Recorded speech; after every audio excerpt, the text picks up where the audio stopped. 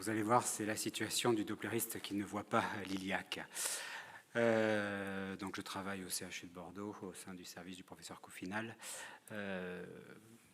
Et comme vous allez le voir, notre service prend en charge des patients vasculaires, souvent après des accidents vasculaires cérébraux, mais aussi après des coronaropathies. Et l'idée, c'est de faire un bilan très complet.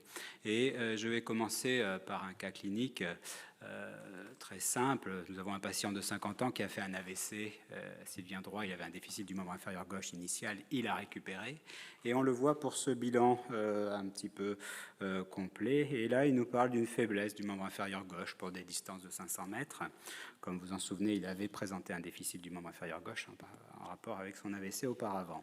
Ces facteurs de risque sont à peu près contrôlés. Il fume un peu de marijuana, de plus en plus, même à l'âge de 50 ans.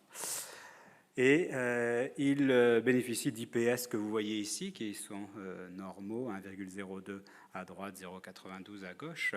Et alors là, il ne faut pas lire tout ça, mais globalement, le dopplériste dit les flux sont bien modulés, mais je n'ai pas vu l'aorte et les iliaques. Quelqu'un a regardé un petit peu rapidement si ces flux étaient bien modulés, et puis la conclusion de celui qui a regardé, c'est que c'était triphasique. C'est vrai que parfois, peut-être que la fenêtre spectrale est un peu élargie, un peu remplie, mais ça peut se voir en distalité. Donc la conclusion, c'était des flux normaux. Donc, une petite question. Ce patient qui a des douleurs, alors des faiblesses, c'est pas vraiment la douleur, une faiblesse à l'effort, qui a des IPS normaux, des flux triphasiques jusqu'en distalité, de la proximité à la distalité. Est-ce qu'on élimine une claudication artérielle ? Est-ce que l'angioscan est le seul examen qui va permettre d'éliminer une lésion iliaque ? Réalise-t-on un IPS après effort de marche sur tapis ? Ou tout simplement, est-ce qu'on regarde un peu mieux le flux, sachant qu'on a déjà dit qu'il était triphasique au niveau de la fémorale commune, mais est-ce qu'il faut la regarder de plus près ? Je vous propose de voter.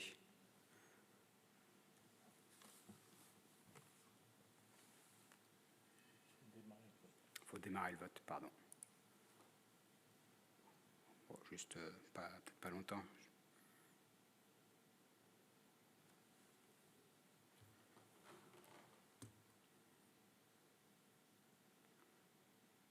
J'arrête le vote. Excusez-moi, je n'ai pas vu les réponses qui avaient été votées.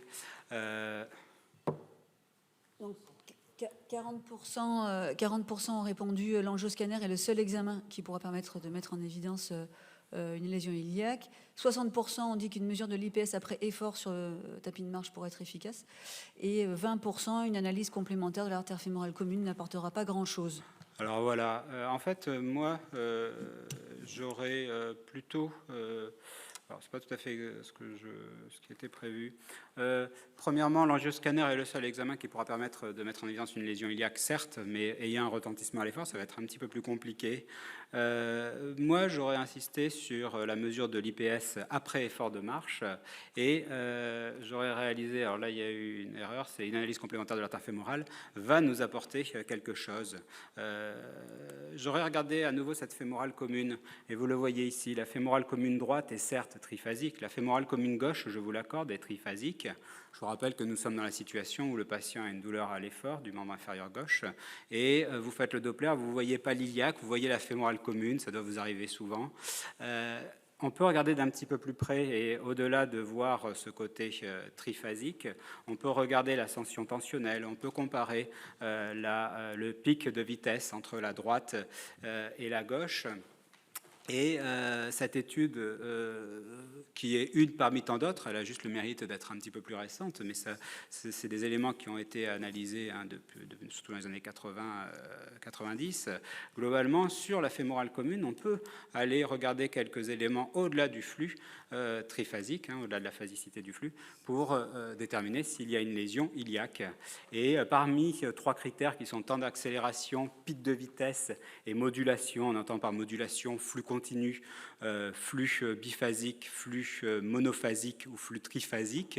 Ce qui était le mieux, c'était le temps d'accélération, c'est-à-dire le temps d'accélération était le meilleur marqueur pour déterminer s'il existait ou non une sténose iliaque en amont. Tant et si bien que les auteurs proposaient, en cas de temps d'accélération inférieur à 85 millisecondes, d'affirmer qu'il n'y avait très probablement pas de sténose iliaque sous-jacente. Par contre, si le temps d'accélération était supérieur à 120 millisecondes, c'est qu'il y avait probablement une sténose iliaque, ceci même si le flux était triphasique. Alors là-dessus, je voulais revenir un peu sur la modulation des flux. Ça me paraît un petit peu compliqué. Il existe plusieurs recommandations, dont celle de la SFMV que l'on verra après. Vous regardez dans ces recommandations, selon les recommandations, un flux biphasique, ça peut être ça ou ça. Le seul problème, c'est qu'un flux biphasique est retrouvé le plus souvent, même en l'absence de sténose iliaque, de sténose des artères des membres inférieurs, alors que quand vous avez ça, ça signe une démodulation. Donc vraiment une complexité. C'est pour ça que la SFMV a voulu harmoniser l'interprétation de l'analyse des flux. Néanmoins, je trouve que ça reste assez compliqué puisqu'ils expliquent, selon la classification de Saint-Bonnet, que vous avez jusqu'à une dizaine de formes différentes et qu'en cas de sténose supérieure à 40-70%, vous pouvez avoir toutes ces formes-là. Outre-Atlantique, d'autres recommandations ont été établies, beaucoup plus simples, qui se basent sur le sens du flux, l'aspect multiphasique ou monophasique. Donc on ne parle plus de bitriphasique ou de monophasique, donc c'est monophasique ou multiphasique. On regarde ce temps d'accélération. Si le temps d'accélération est augmenté, c'est en faveur d'un retentissement un petit peu indépendamment de ce flux. Alors je reviens à ce patient. Il a des flux triphasiques, comme on le disait. Il a une douleur du membre inférieur gauche, une gêne à l'effort. Et notre écho-Doppler n'a pas été très contributif. Donc nous nous lançons sur un IPS d'effort, c'est ce que nous avons l'habitude de faire, selon le protocole de Strandness. Strandness, dans les années 70, avait mis en évidence que, globalement, lorsque vous marchez sur un tapis, la pression au niveau huméral et au niveau distal monte ensemble si vous n'avez pas d'artérite. Et si vous avez une artérite, la pression humérale monte et la pression distale stagne ou diminue. Et l'IPS, du coup, chute à l'effort. Donc nous, on prend l'IPS avant. Le patient marche à une vitesse de 3,2 km/h, une pente de 10%. Et on reprend un IPS dans la minute après. Si l'IPS chute de plus de 20%, c'est en faveur d'une sténose significative ayant donc un retentissement à l'effort, comme on peut le voir sur cette sténose iliaque. C'est un examen qui est, alors je ne sais pas si on peut dire recommandé, mais qui est proposé par les recommandations concernant la prise en charge de l'artériopathie, mais qui a l'inconvénient de ne pas pouvoir toujours très facilement être fait. Parfois, on a des solutions beaucoup plus élaborées où l'on regarde le flux à l'effort. Donc là, on l'a fait sur un de nos patients. Globalement, on lui fait lever et baisser la jambe avec un poids et on regarde comment se comporte le flux. On peut regarder le flux en aval de la sténose si on n'a pas la sténose. Et dans ce cas-là, on verra qu'à l'effort, le flux en aval de la sténose se démodulera et le rapport de vitesse entre le flux sur la sténose, si on l'a, et le flux en aval augmentera, mais on aura un flux qui se démodulera avec peu d'augmentation. Et on peut regarder évidemment le flux au niveau de la sténose, ça sera intéressant, avec un flux qui sera monophasique également au niveau de la sténose et une augmentation des vitesses. Donc habituellement, on ne s'y prend pas comme ça. Je crois qu'on recommande de faire lever la jambe du patient et éventuellement, on peut sensibiliser ça avec une petite pression d'artère fémorale et en relâchant, ça réalise un test d'hyperémie. Donc c'est un petit moyen simple de s'en sortir quand vous réalisez un Doppler que vous n'avez pas vu la sténose iliaque, mais que le patient a une symptomatologie assez suspecte. Bon, alors en insistant un peu, on a réussi à difficilement voir, ici on a un cône d'ombre majeur, probablement qu'on est à la sortie de la sténose à ce niveau-là, il y a une petite zone d'aliasing qu'on ne voit pas très bien ici. On a un flux qui est monophasique, démodulé, juste au niveau de la sténose, avec des vitesses augmentées à 400. Voilà. Juste un petit point en amont. Alors, je ne sais pas si c'est clair pour... c'est toujours bien clair dans l'esprit de tout le monde, du moins ça a mis du temps à l'être dans le mien. Le flux est démodulé alors qu'on s'attend. En amont d'une sténose, nous sommes sur l'iliaque commune gauche, et c'est l'iliaque externe qui est sténosé. En amont, normalement, on s'attend à avoir des résistances augmentées. Mais dans certains cas, on peut avoir des résistances abaissées. On va voir tout à l'heure pourquoi.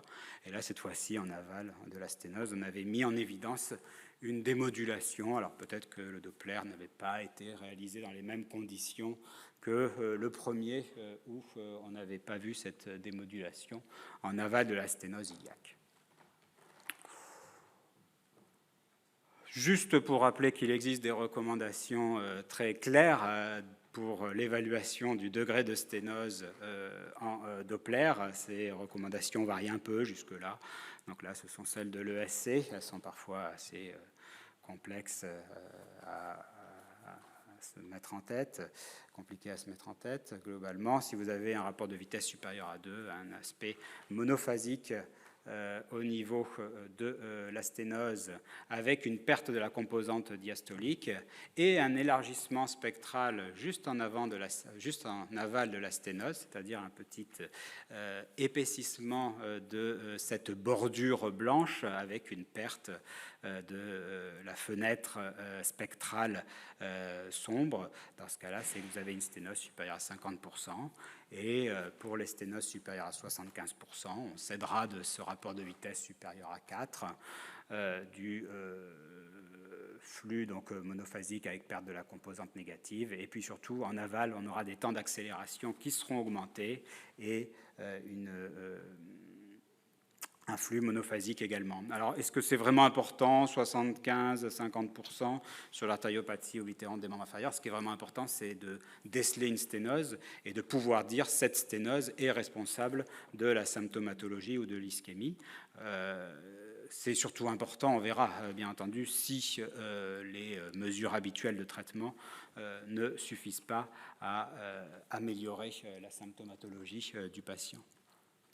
Alors je reviens, l'iliaque commune était démodulée en amont d'une sténose, alors qu'en amont d'une sténose, on s'attend à avoir des résistances augmentées, mais l'iliaque commune se situe bien évidemment en amont de l'iliaque externe. Vous avez l'iliaque interne qui est né là, et vous allez avoir un cercle de collatéral, un réseau anastomotique qui va se mettre en place, qui va se développer, qui va avoir des résistances assez basses, et globalement, le flux que vous verrez en aval de votre sténose qui est démodulé étant donné des résistances très basses, ces résistances étant basses également, vous verrez également cette démodulation en amont de la sténose. Donc attention, quand je vois une démodulation, ça ne veut pas toujours dire que c'est l'amont du flux où est retrouvée ma démodulation qui est anormale. Ça peut aussi être l'aval, si entre les deux, j'ai une collatérale. Donc si l'iliaque commune est sténosée, est démodulée, ça ne voulait pas dire que la sténose était ostiale en amont de cette évaluation, mais elle était en aval au niveau de l'iliaque externe et il y avait une collatérale entre les deux. À l'opposé, alors là c'est un patient, c'est pas le même patient, donc un Doppler, chez un patient qui avait eu un stent. Le stent s'était thrombosé, mais lui n'avait aucune collatérale. On avait eu la bonne idée de lui mettre un stent, alors qu'il avait une fraction d'éjection vraiment effondrée, avec un débit cardiaque très altéré, mais en fait on n'avait pas eu le choix. Il était dans une situation d'ischémie subaiguë. Tout s'est thrombosé, et globalement en avant, vous aviez à l'opposé tout à l'heure un index de résistance qui est très augmenté, qui est à 0,83, une démodulation d'aval. Alors au final, on met en évidence donc une sténose de l'iliaque externe ostiale gauche symptomatique, il existe une claudication intermittente. Le test sur tapis de Strandness retrouve une chute de l'IPS à gauche de 0,91 au repos à 0,63, avec une distance de marche de 400 mètres, une pente de 10%, une vitesse à 3,2 km/h. Donc en bref, ça veut dire qu'on l'a fait marcher avec une pente et une vitesse de 3,2 km/h, qu'il a marché 400 mètres. Donc c'est plus que ce qu'il aurait marché à plat, sur terrain plat, peu avant, il présente une gêne qui est vraiment pas majeure. Dans ce contexte, quel est le traitement que vous proposez? Alors, je vais cette fois-ci lancer le vote dès maintenant. Globalement, sur cette diapo, je demande si vous proposez le traitement médical, si vous proposez un programme de réadaptation à la marche supervisée, un programme de réentraînement à la marche à domicile associé à un programme d'éducation thérapeutique et à un coaching, ou devant l'atteinte iliaque proximale, vous proposez d'emblée une revascularisation. Donc je démarre le vote. Donc en résumé, le traitement médical, bon, je serais surpris que certains ne le fassent pas.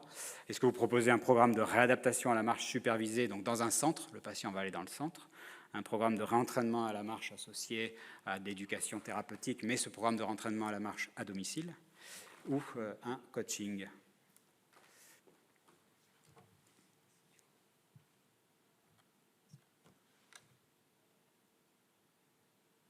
Bon, je vais terminer le vote. Alors, donc il y a 60% des personnes qui ont répondu traitement médical, prise en charge du risque, 80% devant l'atteinte iliaque proximale, une revascularisation doit être proposée d'emblée, et après 40% que de peloton, si j'ose dire, programme de réadaptation à la marche. Alors moi, j'aurais mis cela, je vais vous dire pourquoi. Alors, l'atteinte proximale, la revascularisation d'emblée, chez quelqu'un qui est vraiment pas aussi symptomatique, bon, c'est pas trop dans les recommandations, c'est pas ce qui se fait habituellement, c'est pas ce qui est proposé. Alors, j'aime bien ces recommandations américaines. Vert, c'est oui, et rouge, bah, si vous êtes dans le rouge, c'est probablement pas bon. C'est un peu comme dans la vie. Donc, ils mettent poliment rarement approprié. Mais c'est rarement, effectivement, le traitement de première intention, sauf cas particulier.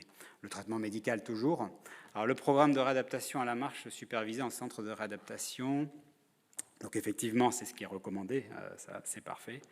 Le seul problème, c'est que dans la vraie vie, nos coronariens, ils sont en théorie dans ces centres de réadaptation juste après l'infarctus. En réalité, ils y vont 3 à 6 mois après. Je ne sais pas si les artéritiques arrivent à y aller tous. S'ils y vont, il faut bien avoir en tête qu'on ne détecte qu'un artéritique sur 5, bien souvent. Donc, on va être un petit peu dépassé. Donc pourquoi pas le programme de réentraînement à domicile associé à un programme d'éducation thérapeutique, associé donc à du coaching. C'est également dans les recommandations quand on ne peut pas faire un programme de réentraînement à la marche. Alors d'où viennent, quels sont en en une diapo, pourquoi ces discussions, qu'est-ce qui a été plus ou moins, on va dire, mis en évidence? On a eu une étude phare qui s'appelle Cleaver, 111 patients avec des sténoses iliaques. Il y avait plus de patients, mais 111 parmi eux avaient des sténoses iliaques. Et globalement, vous voyez ici la distance de marche maximale et ici le temps avant claudication. Donc ici, c'est le temps de marche maximale et ici, c'est le temps jusqu'à claudication. Globalement, vous voyez qu'à 6 mois en vert, l'exercice supervisé, c'est-à-dire le réentraînement en centre de réadaptation, faisait mieux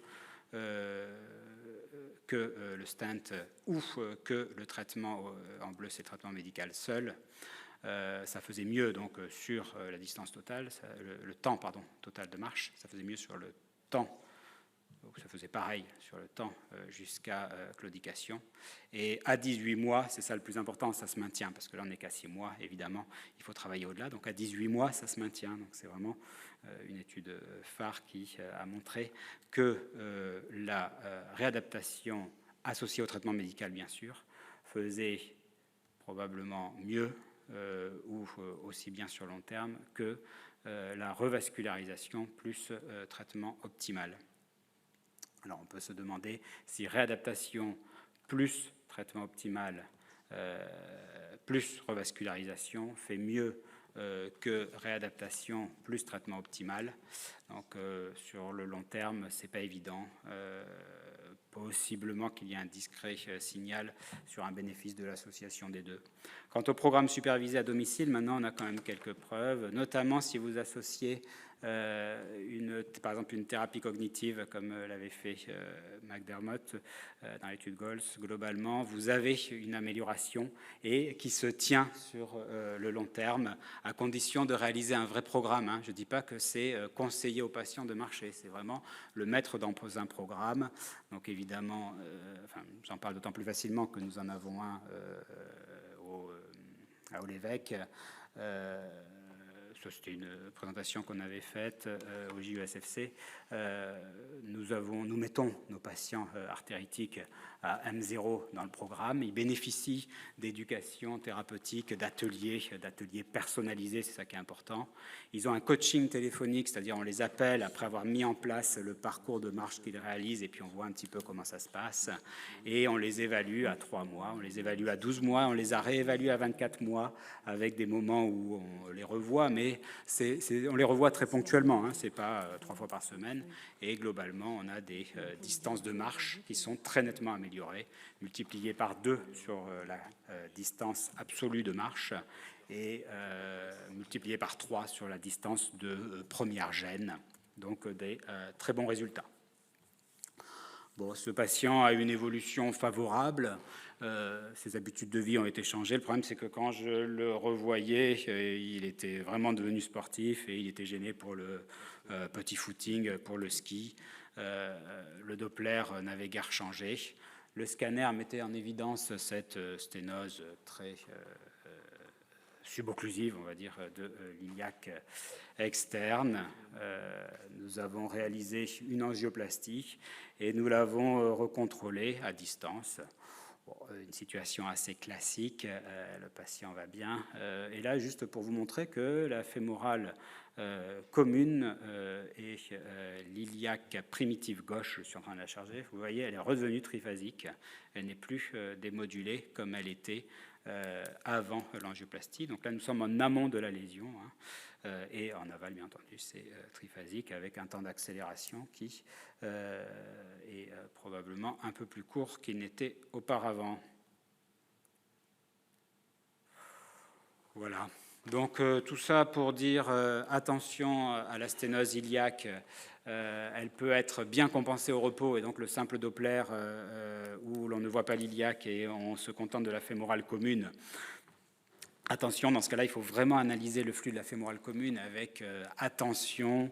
Il faut, à mon avis, absolument, si le patient a une douleur, rajouter quelque chose qui se rapproche de l'IPS d'effort. Ça peut être simplement un effort de la jambe, comme on le disait, un test d'hyperémie. Le mieux étant de réaliser évidemment le test de Strandness. Et vraiment le message principal, c'est en première intention, le traitement, outre le traitement médical bien entendu, la prise en charge des facteurs de risque, reste le réentraînement à la marche, alors en centre supervisé ou à la maison, à domicile, mais dans le cadre d'un programme de réentraînement. Je vous remercie.